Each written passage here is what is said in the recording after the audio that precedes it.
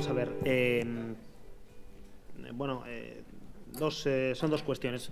El tema del IVA. El tema del IVA es que el impuesto sobre el valor añadido, en principio, es un impuesto más o menos es más neutro y es en principio más favorable al crecimiento económico que recaudar las mismas cuantías vía imposición directa. Al final, dado el nivel de gasto público, al final uno tiene que acabar recurriendo a todo. El problema que tuvo la subida del IVA no es tanto que España no deba tener para financiar un gasto público similar al de la Unión Europea, acabas teniendo que tener una estructura parecida. El problema es que cuando lo haces de un día para otro en medio de una recesión, al final los empresarios no pueden repercutir a precios, esta subida del IVA se transforma en un coste y el resultado es un desastre. Es decir, te mete en recesión. Si lo subes en época de bonanza, el empresario puede repercutir, como hay mucha demanda, repercute a precios este impuesto y lo que tú tienes es inflación. Claro, evidentemente las cosas en esta vida tienen un coste, es decir, esto de gratis no existe. Lo que está proponiendo Álvaro tiene sentido económico, en el punto en concreto del IVA a la cultura, por ejemplo. ¿Por qué? Porque los bienes que tienen una elevada elasticidad, es decir, que tú puedes, si a ti te suben el IVA y estás en una mala situación económica y suben el IVA del teatro de un 10 a un 21%, dejas de ir al teatro. Y sin embargo te suben el IVA del pan y tú sigues consumiendo pan. El pan tiene lo que llamamos los economistas demanda rígida, el teatro tiene una demanda elástica. Especialmente los productos culturales, dado el grado de pirateo brutal que existe, la alternativa es gratis total y no pagar nada, ni IVA, pues al final la subida del IVA en todo el sector cultural ha llevado a menos recaudación. Entonces, parece sensato, teniendo en cuenta que en el ámbito concreto del IVA cultural somos casi el único país de la Unión Europea que lo tiene a tipo general, que lo enviásemos a tipo reducido, por una cuestión, y a lo mejor hasta nos permitía recaudar más. Entonces, en este sentido es correcto.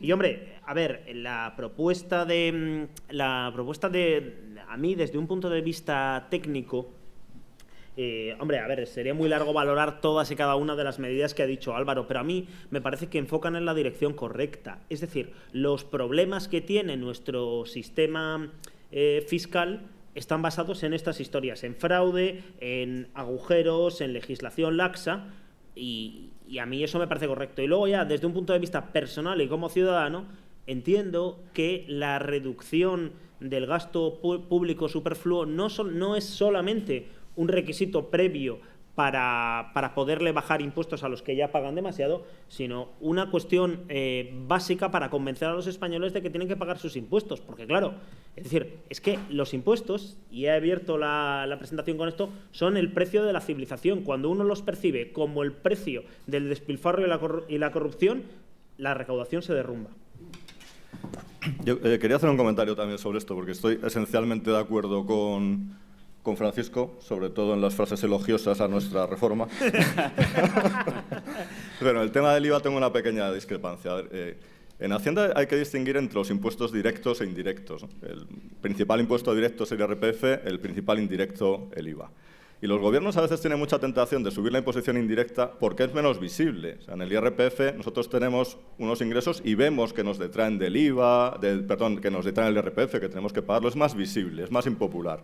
En el IVA nos lo meten en el precio y parece que lo compramos y no somos allí muy conscientes de lo que estamos pagando. Y en ese sentido tienen menos coste político subir la imposición indirecta. Y es más regresiva también en el sentido que antes explicaba. O sea, si es imposición sobre la renta, tú puedes modular. Hay una renta de 100, pues grabo tanto los 30 primeros, grabo más los 30 siguientes, grabo más los 40 siguientes. Es un impuesto personal, mientras que en los impuestos indirectos se grava al consumir. E insisto, una familia con una renta baja consume toda su renta y toda su renta está sujeta al IVA.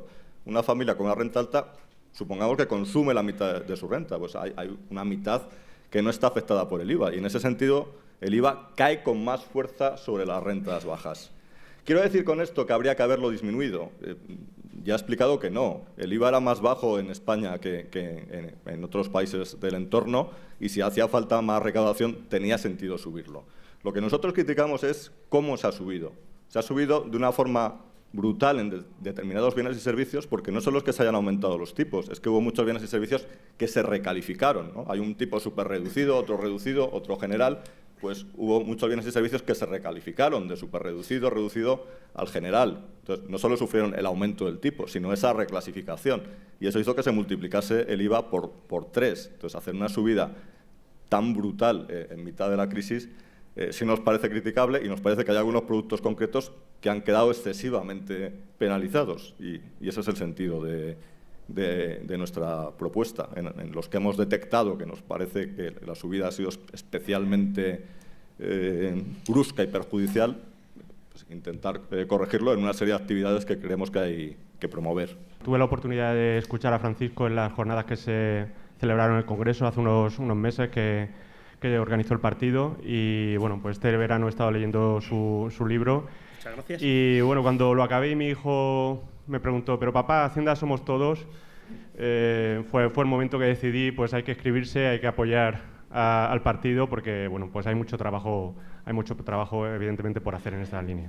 Bueno, felicitar también a Álvaro, porque bueno, son temas áridos pero esenciales, importantes, y está trabajando magníficamente en esa línea.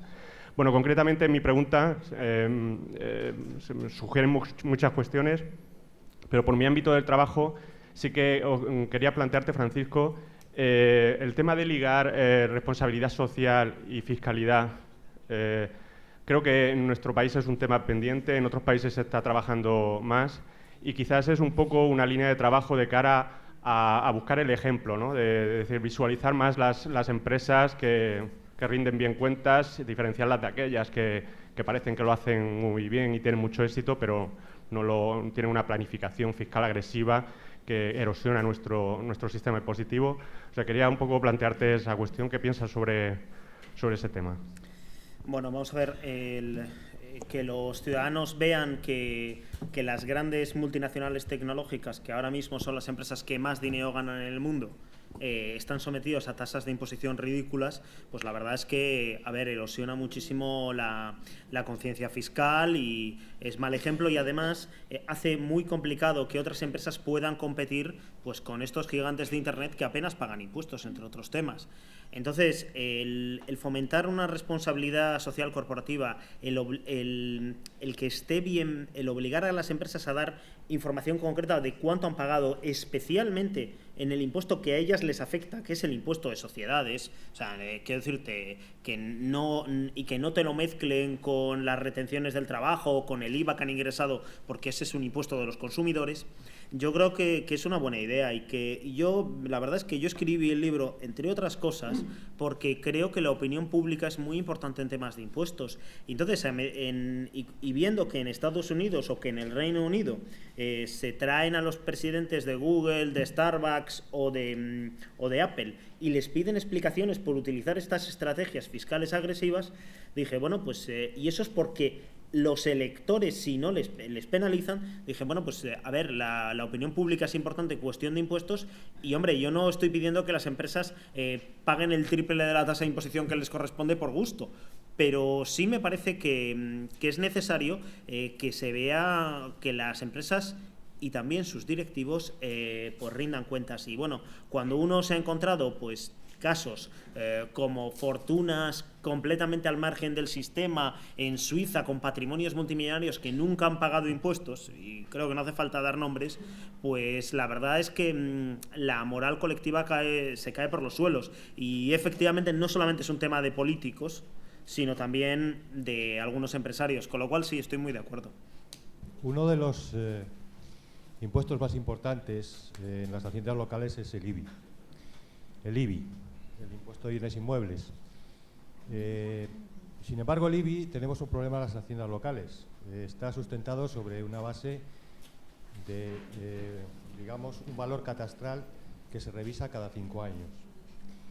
El margen de maniobra para cualquier concejal o cualquier alcalde está basado en eso, en una normativa que dice que tenemos... Perdón, ¿puede hablar un poco más alto? No sé si se oye. Sí.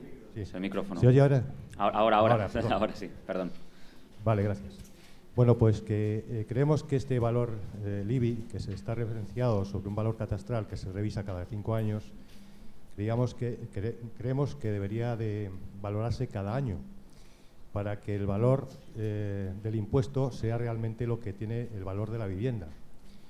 y no estar supeditados a jugar con los porcentajes del valor del IBI con una referencia falsa de un valor que no se actualiza. Es lo que estamos, creo que poniendo encima de la mesa, que debería analizarse. Por otra parte, quería saber también qué opinan de esos valores, de esos impuestos indirectos imaginativos que se están aplicando en otras ciudades, en algunas ciudades, como es el peaje para entrar en el casco histórico. No sé si eso es una forma que ya se ha planteado en algunas ciudades para recaudar. Son impuestos indirectos, pero que sanearían algunas economías de algunas ciudades, por ejemplo, el tema de ciudades que tienen un especial atractivo turístico. Gracias.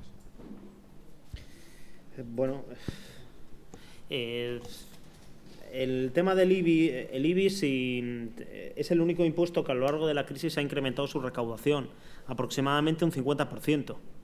Es decir, y eso que el valor de los inmuebles pues ha disminuido drásticamente. Bueno, pues el IBI es un caso más de que hace falta una reforma fiscal, porque el planteamiento de los impuestos tiene que estar basado en la capacidad económica y no en recauda como puedas. Es bastante curioso porque el impuesto sobre bienes, porque la mayor parte de las familias españolas han invertido sus ahorros en vivienda. Y la misma gente que dice que el impuesto de patrimonio es absolutamente confiscatorio y demás, defiende un impuesto sobre bienes inmuebles que grava precisamente donde está invertido el ahorro de las rentas medias, mientras que el ahorro de las rentas altas está en valores mobiliarios. A ver, sería necesario reequilibrar el tema y no se pueden... las subidas han sido excesivamente drásticas y el principio no puede ser recauda como puedas, pero vamos, es que una reforma fiscal integral tendría que pasar por resolver el problema de financiación de las haciendas locales y no decir yo no me ocupo de nada y tú súbelo el IBI todo lo que puedas.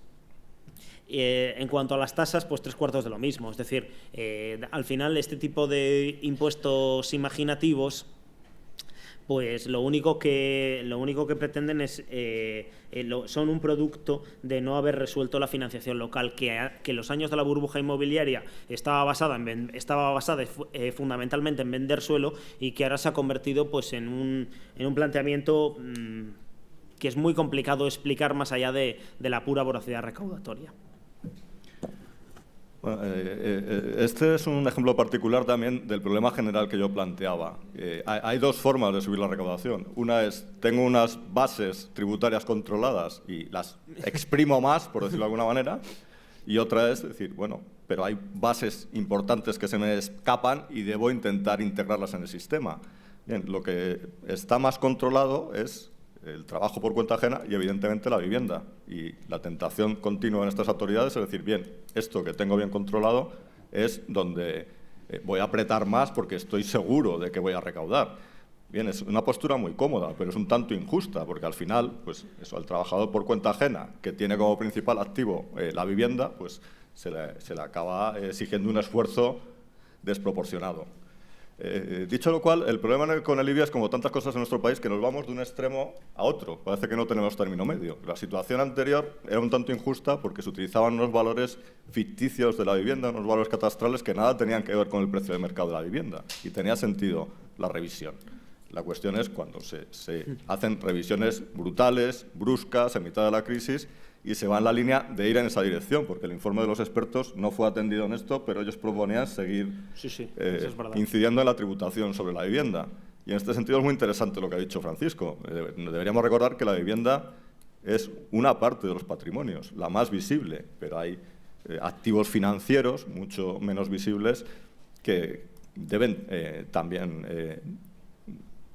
aportar su parte del esfuerzo, ¿no? Lo que no podemos es siempre pedir el esfuerzo a los mismos. Luego, como comentaba en mi intervención, hay posibilidad de modernizar estos impuestos, pues dándoles un sesgo más medioambiental, ¿no? Teniendo en cuenta la eficiencia energética de la vivienda a la hora de tributar, igual que se hace con otros impuestos. Y habría que distinguir también lo que es la primera vivienda, la vivienda habitual, de segundas, terceras residencias, para dar un trato relativamente más benigno a esas primeras viviendas. Pero, en fin, en general nuestras autoridades no se complican tanto la vida. Simplemente ven que necesitan recaudar de golpe tanto, que de donde saben que lo van a sacar seguro es de tal sitio, y calculan cuánto tienen que subir lo que conocen para lograr la recaudación necesaria. Es una forma un tanto cómoda y poco imaginativa y poco ambiciosa de subir los impuestos, porque ellos hablan de reforma fiscal, pero es que realmente lo que nos ha presentado el Gobierno ni siquiera merece el nombre de reforma fiscal. O sea, una subida de tipos o una bajada de tipos no es una reforma fiscal. Una reforma fiscal es la que hace cambios de fondo como los que estamos comentando, de un sesgo más medioambiental, ampliación de bases, nuevos métodos de lucha contra el fraude. Buenos días. Bueno, felicitar a toda la organización y a los ponentes. Yo estoy disfrutando mucho. Voy a hacer una pregunta-reflexión que posiblemente sea políticamente incorrecta en este país, cosa que me parece lamentable. Soy vasco de origen y milito en UPyD. Soy hombre casado. No me gusta el fútbol. Y además soy empresario en España. Me ha gustado mucho la pregunta de mi compañero Gabriel al respecto de la responsabilidad social corporativa. Es una propuesta que incluso en el grupo de trabajo de la Comunidad Valenciana al cual pertenezco hemos llevado adelante, intentando bajar esa responsabilidad social corporativa a todas las pymes, no solo a las corporaciones, e intentando algo que en el mundo anglosajón que es común, como bien habéis resaltado en partes de vuestra intervención, que también sea común en España y en Europa. Dicho lo cual, me he ahorrado esta parte. A mí me gustaría hablar no de concienciación fiscal, que veo muy correctas las medidas. De hecho, milito en UPyD por el tipo de propuestas que tenemos, que son las más racionales, las más profundas. Comparto el contrato único indefinido, todo lo que se ha dicho de concienciación fiscal. Y a mí me gustaría tocar un tema delicado y bajarlo luego al ámbito fiscal, que es la conciencia emprendedora. En Europa, yo creo que buscamos siempre recurrir a los derechos, cosa que es muy loable, pero nos preocupamos poco, y a mí me gustaría que mi partido fuera valiente en este sentido, de decir a la ciudadanía que para salir de esta crisis también hace falta esforzarse, que es bueno reconocer el mérito de la gente y que igual que exigimos una responsabilidad social corporativa, exigimos que el trabajador cumpla con las funciones que se le encomiendan, porque la empresa no es el empresario, la empresa es el conjunto de la organización, y eso entraría dentro de una política de educación, podemos encajarla donde quisiera. Creo que se me ha entendido claramente porque todos nos viene a la mente conversaciones con compañeros en las cuales pues esto es vox populi y no pasa nada. Sí que pasa. Una empresa pierde fuerza e incluso se derrumba por situaciones de este tipo. Voy a llegar ya a la pregunta. Desde el año 2008 al 2014 mi empresa ha pasado de tener 18 trabajadores a ser 70. Soy líder de mi sector. Trabajo 14 horas al día. He invertido todo mi capital. Tengo muchísimos más riesgos y la Administración no me ha ayudado en nada. En ese aumento de 50 trabajadores he aumentado muchísimo mi riesgo y he sufrido la subida en los costes sociales que bien habéis anunciado aquí. Y mi pregunta es, ¿se ha estudiado alguna medida en la cual aquellas empresas que aumenten el empleo tengan una disminución mayor de los costes sociales, quizás en vez de un 2, de un 4 y de un 0 para los que no lo hagan? Y la otra, ¿nos vamos a plantear algún día la desgracia que asumimos los que somos autónomos? Espero que se me haya entendido y muchas gracias a todos. Bueno, es una pregunta interesante y amplia, pero antes voy a volver a la anterior porque no por eludir el tema, sino porque se me ha olvidado, había preguntado algo sobre los peajes y no he contestado, no por eludir la cuestión, sino porque se me olvidó. Nosotros no somos partidarios de peajes de acceso a las grandes ciudades porque ya hay un coste además de entrada, que en el caso de las grandes ciudades es el coste del aparcamiento vigilado. Entonces, creemos que es una forma ya de coste de entrada. Y en el tema de los peajes, lo que nos preocupa ahora es más bien el rescate de las concesionarias de peaje, que se está haciendo como tantos otros rescates a costa del contribuyente. Entrando con la nueva pregunta, pues de la parte de responsabilidad social corporativa no tengo mucho que decir. Nuestro partido la promueve y en el Congreso, por ejemplo, no solo en temas medioambientales, sino el tema, por ejemplo, de la contratación de discapacitados. Hemos tenido distintas iniciativas en la línea de que se cumpla la cuota de reserva de empleo que tienen, o una idea creo que interesante, que es que en la contratación pública se tengan en cuenta estos criterios y se dé prioridad en la contratación pública a las empresas socialmente responsables, que sería una forma de incentivar estas prácticas, porque estas prácticas, en teoría, todo el mundo está de acuerdo con ellas, pero si solo se enuncian y no hay ningún incentivo para cumplirlas, pues se convierten en un buen deseo y en un brindis al sol. Y una vía de promocionarlas sería pues, que en la contratación pública se diese un trato preferente a las empresas socialmente responsables. A la segunda parte de la pregunta, sobre los pequeños, medianos empresarios, pues, los autónomos, me alegro que la hagas porque es una cosa que se nos critica con frecuencia, ¿no? Es que UPyD no tiene una política para los autónomos, para los pequeños empresarios, y yo creo que, en cierta manera, desde luego estoy sesgado, claro, pero me parece una crítica injusta en el sentido de que nosotros no estamos intentando, con otros partidos, hacer un programa a la medida de cada colectivo y decirle al pequeño empresario que va a ganar de esta manera y luego reunirnos con el gran empresario y decirlo a él lo que le va a beneficiar a él, aunque sea contrario, y decir en el País Vasco no sé qué, y en Madrid lo otro, en Cataluña. Entonces, hemos promovido una serie de medidas generales que beneficiarían a la economía, pero por supuesto que también a los pequeños empresarios. Por ejemplo, todo el tema de la morosidad pública, de que las administraciones paguen sus facturas. Bueno, no es algo diseñado específicamente para las pymes, pero evidentemente les beneficiaría. Toda la política energética. El coste de la energía es el principal coste de una empresa después del empleo. Pues no lleva la etiqueta para pymes, pero las beneficiaría igual que al resto de la economía. El tema del contrato único y que haya unas prácticas de contratación racionales. El tema impositivo de que estamos hablando. Pero lo que estamos intentando es que haya unas reglas del juego iguales para todos y beneficiosas para las pymes y para el conjunto de la economía.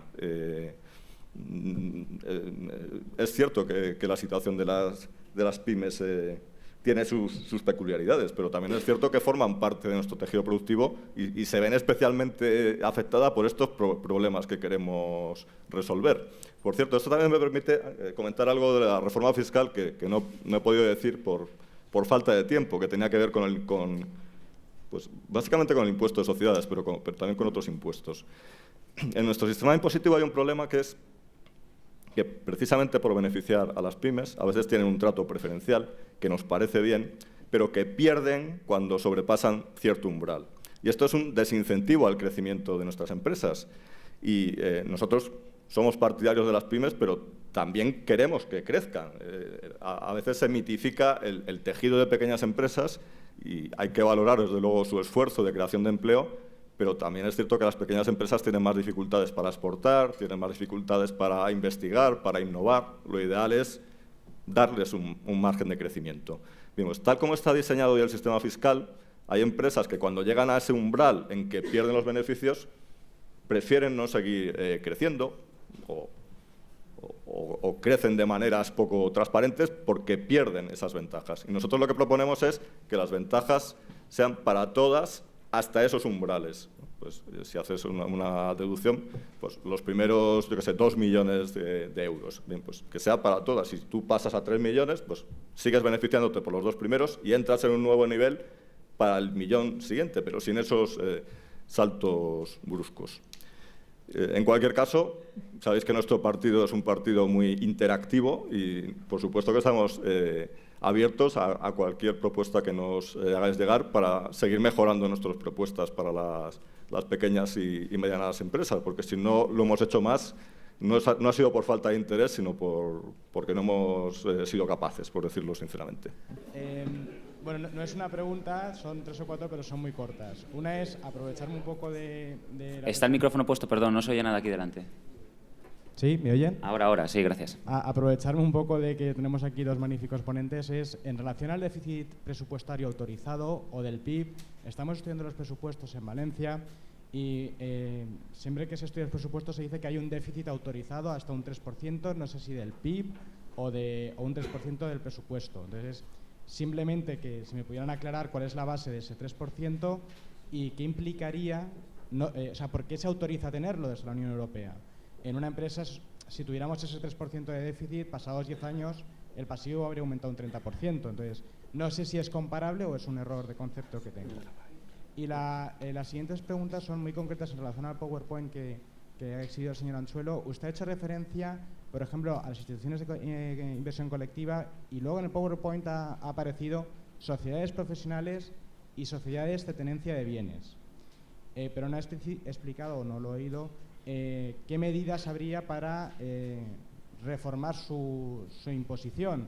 No sé si es que a las sociedades de mera tenencia de bienes se les aplicaría la atribución de rentas que existe en el IRPF o sería otro tipo de medidas.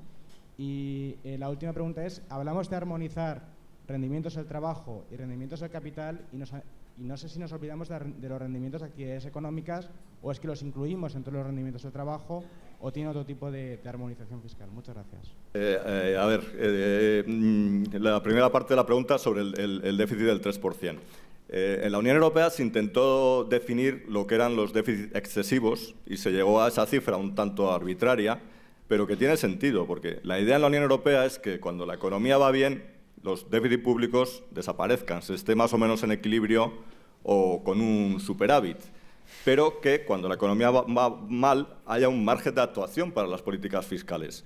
Y esto tiene sentido. Hay algo que en economía llamamos los estabilizadores automáticos que hacen que cuando se desencadena una crisis se pueda gastar más. Por ejemplo, el gasto en prestaciones por desempleo.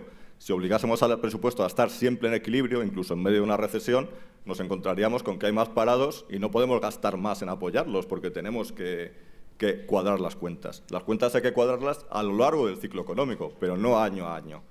Y en ese sentido se permite ese 3%, no con la idea de que sea permanente, sino con la idea de que en situaciones excepcionales de crisis se pueda aplicar. El problema es que esto ha quedado totalmente superado por la realidad, porque si nos hubiésemos quedado al 3%, pero es que, en fin, en España tenemos el 6,6%, ha habido momentos que hemos tenido el 9%. Y eso tuvo que ver también con los comportamientos anteriores a la crisis, ¿no? Si antes de la crisis pues, hubiésemos tenido superávit o superávit mayores de los que tuvimos, en vez de los gastos faraónicos que entonces aplicaron, pues habría habido un mayor margen de actuación. Y el tema de la transparencia fiscal, la verdad es que he oído muy mal la pregunta, pero hasta donde he entendido, creo que tiene que ver con la propuesta de transparencia que hacíamos antes. Hay muchas sociedades, de las cuales, como digo, las más conocidas son las SICAV, en que pues la gente pone allí su patrimonio. Además, a veces son falsas sociedades de inversión colectiva, ¿no? En las SICAV hace falta un número de socios, pero no hay un requisito mínimo de capital. Entonces, una persona puede tener la mayor parte del patrimonio y luego buscar unos socios de paja solo para lograr el número. Y en esas personas se les trata preferencialmente, porque es una sociedad de inversión, paga muy pocos impuestos, un 1%, y solo pagan realmente impuestos cuando distribuyen los beneficios. Entonces, como en realidad es una especie de sociedad patrimonial, pues difieren indefinidamente el pago de impuestos. Tengo mi patrimonio en esa sociedad colectiva y ¿para qué voy a pagar? Pues si en el fondo eso es mío y está ahí. Y la propuesta, intuitivamente, como decía, es pues, un régimen de transparencia, es decir, atribuir a los socios los beneficios que se han generado en la sociedad, porque aunque no se hayan repartido, aunque no se hayan distribuido, son suyos.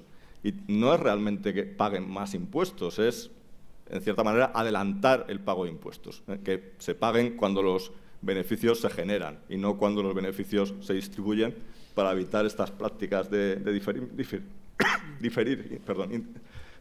diferir indefinidamente la imposición.